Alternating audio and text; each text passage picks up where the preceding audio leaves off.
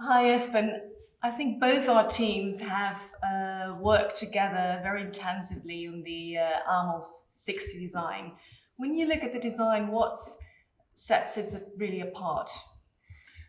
I think it's a very well thought through design. I would perhaps mention the very long sun deck, which is nearly half the length of the boat, which for a 60-meter boat is exceptional. Also, the owner's cabin has a balcony, which makes it a very private space for the owners and again brings the outside in.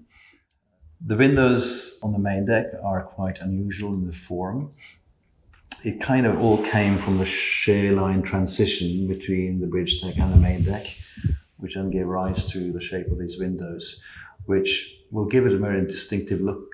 Another very important thing I learned over the years is the importance of tenders. This, I think, is one of the very few 60 meters where we have the space to accommodate a 9-meter limo tender or protected tender.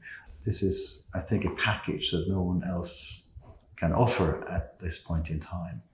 So there's a lot of boat in this boat, and a lot of thought has gone into it from both you and us.